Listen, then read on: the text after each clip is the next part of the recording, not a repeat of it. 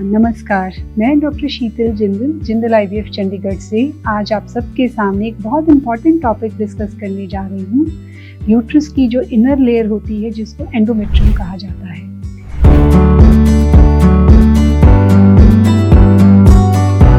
Endometrium uterus की सबसे inner most layer होती है जहाँ पे आईवीएफ के बाद भ्रूण को रखा जाता है। जो भ्रूण को नरिशमेंट मिलती है ग्रोथ के लिए, ये इसी एंडोमेट्रियम से मिलती है।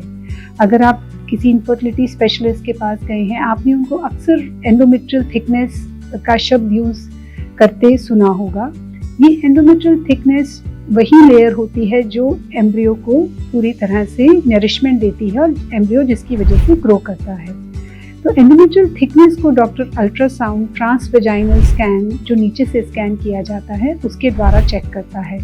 और अगर आपकी जो यूट्रस की ये लाइनिंग है, ये जो इनर लेयर है, ये 7 to 12 मिलीमीटर्स के बीच में है, तो डॉक्टर यूजुअली आपका एम्ब्रियो ट्रांसफर प्लान करता है और ये इसकी नॉर्मल लिमिट होती है। कई बार अगर किसी फीमेल को कई तरह की प्रॉब्लम्स हैं, जैसे कि अगर उसका यूट्रस जो है कोई किसी कारण से यूट्रस में इन्फेक्शन हो गई है, जैसे कि ट्यूबरकुलोसिस होती है, ये यूट्रस में किसी की पहले कभी कोई सफाई की गई है, कोई अबॉर्शन है, ये कई कारण हैं जो यूट्रस की जो इस एंडोमेट्रियल लेयर को डिस्ट्रॉय या डैमेज कर सकते हैं, जिसकी वजह से ये लाइनिंग जो है वो कम हो जाती है।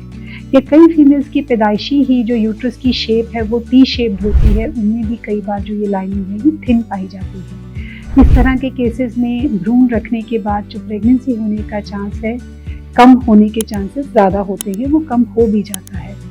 ऐसे केसेस में डॉक्टर आपकी एंडोमेट्रियल थिकनेस को कई तरीके से तैयार करता है कि जिसमें उसको बेस्ट तरीका मिलता है, जिससे लाइनिंग सबसे अच्छी बनती है, तो उसमें वो भ्रूण रखता है।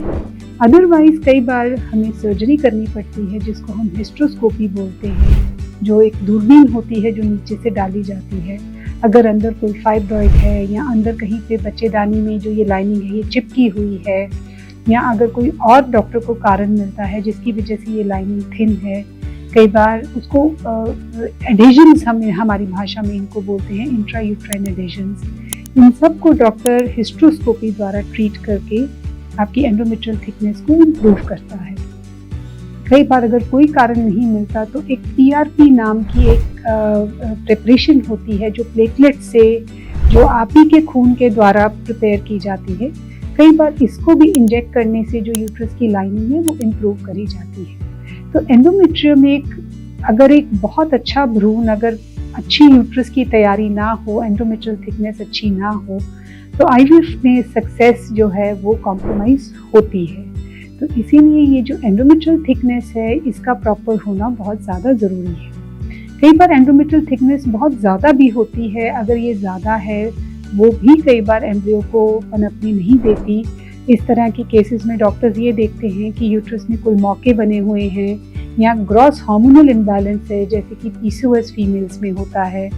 तो इस तरह के केसेस में भी डॉक्टर को कई बार उसको चेक करना पड़ता है हिस्ट्रोस्कोपी द्वारा, और वो आपके इस एंडोमेट्रियल लाइनिंग को ऑप्टिमम जो मैंने आपको बताया वहाँ तक लेके जाता है। और इसके लिए भी कई टेक्निक्स होती हैं जिसके बारे में आप अपने डॉक्टर से सलाह कर सकते हैं। और ये टेक्निक्स से ही डॉक्टर का जो एम होता है वो ये होता है कि एंडोमेट्रियल थिकनेस ना कम हो ना ज़्यादा हो। तो जब ये ऑप्टिमल होती है तभी आपका एम्ब्रियो ट्रांसफर प्लान हो सकता है। तो अगर आपको इस तरह की प्रॉब्लम से जूझ रहे हैं या फेस कर रहे हैं, आप जिंदल आईवीएफ आइए और हम आपको इसके बारे में पूरी डिटेल में आपसे डिस्कस करके आपके केस के बारे में आपको आगे गाइड कर सकते हैं। Thank you.